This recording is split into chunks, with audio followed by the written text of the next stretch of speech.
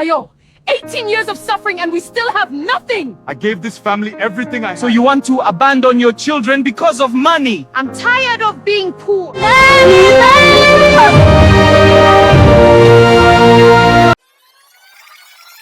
They said poverty can break a man, but nobody warned Ayo that one day the woman he suffered with for 18 years would abandon him and their 3 children just because a rich man has arrived in the village.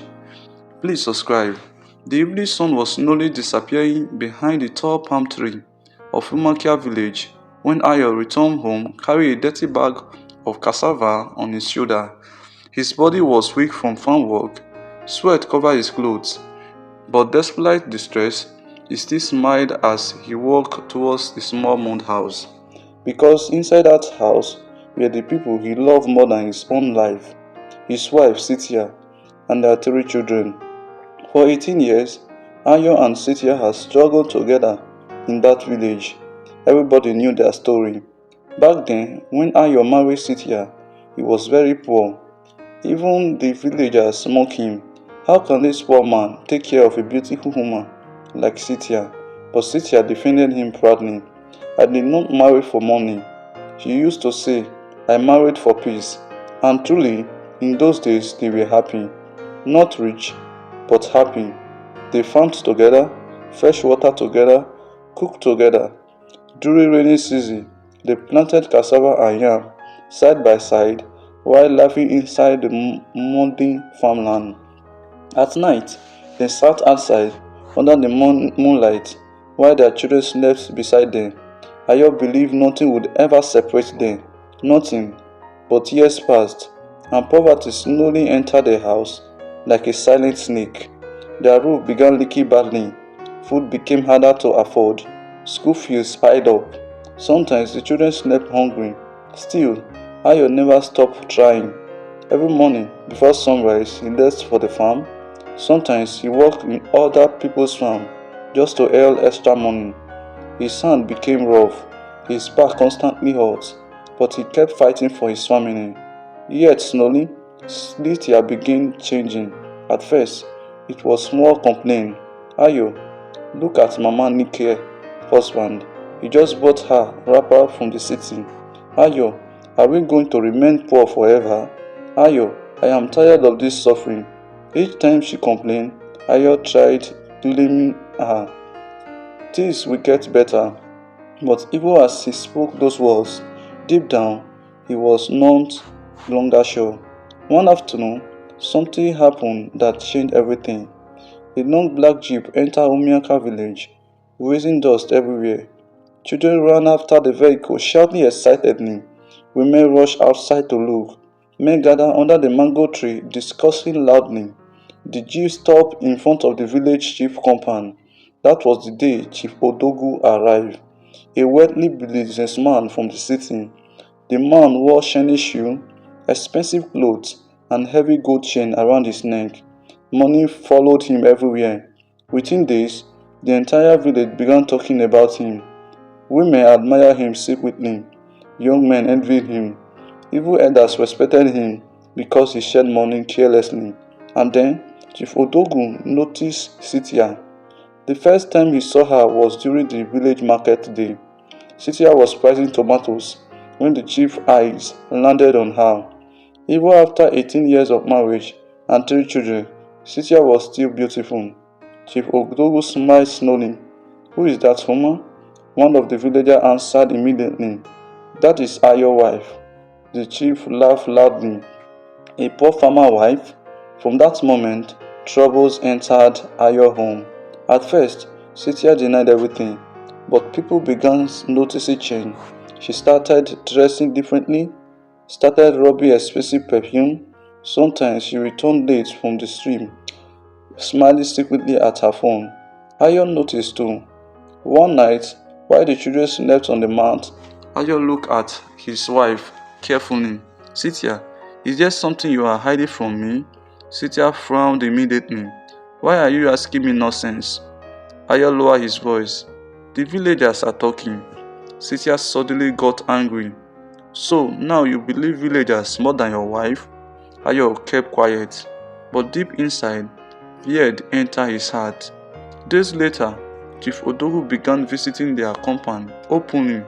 At first, he claimed he wanted farm produce from Ayo.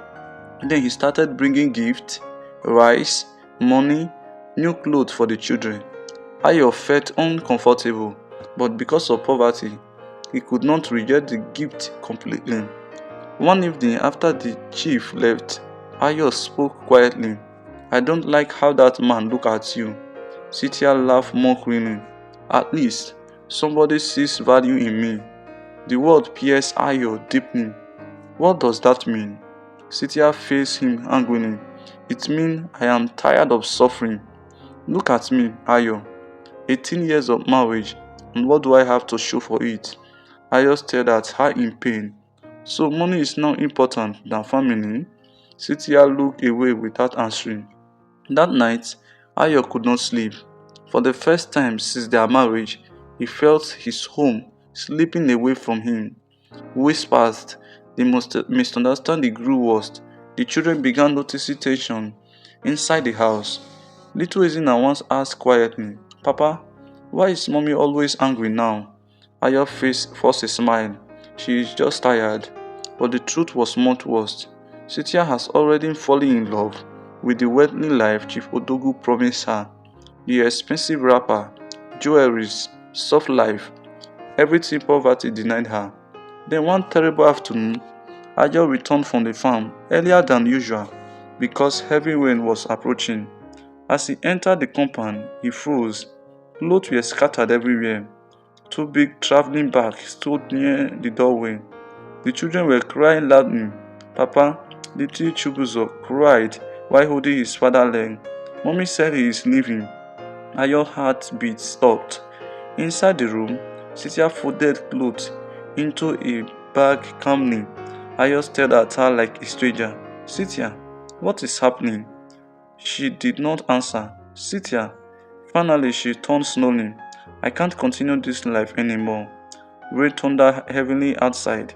The children cried louder. Ayo moved closer in disbelief. "After everything we suffered together, I deserve better," Cynthia replied coldly. Ayo's eyes became red with tears. "And your children? They are your children too." Those words scattered his heart completely. Little Ezina heard her mother wrapper crying, "Mommy, please don't leave us." But Cynthia removed the child's hand gently. Outside, a car horn sounded. Chief Odogu has arrived. Ayo's voice shook badly. "So you want to abandon your family for another man?" Cynthia carried her bag silently. Then she said the words Ayo never forget for the rest of his life. "I am tired of being poor." And with that, she walked away. The children ran after her, screaming and crying inside the rain. "Mommy, Mommy, don't go." But Cynthia entered the chief jeep without looking back. The vehicle drove away slowly, and in seconds, 18 years of marriage disappeared into the muddy village road. That night, the entire village talked about nothing else. The farmer wife has run away with the rich man. Some mocked Ayo, some pitied him, but none of them saw the pain hiding inside a small mud house that night. The children cried until they slept. Little Chibuzo refused to eat. Izina kept asking when her mother would return, but Ayo had no answer. He sat alone outside under the rain, staring into darkness, not because he lost a wife, but because the woman he loved more than life itself chose wealth over the family they built together. Meanwhile, Sita thought she has escaped suffering. As Chief Odogu drove her towards the city, he smiled proudly. She believed her new life has finally begun, but she did not know the same man she abandoned her family for would soon become the greatest pain of her life. Thanks for watching. Please subscribe.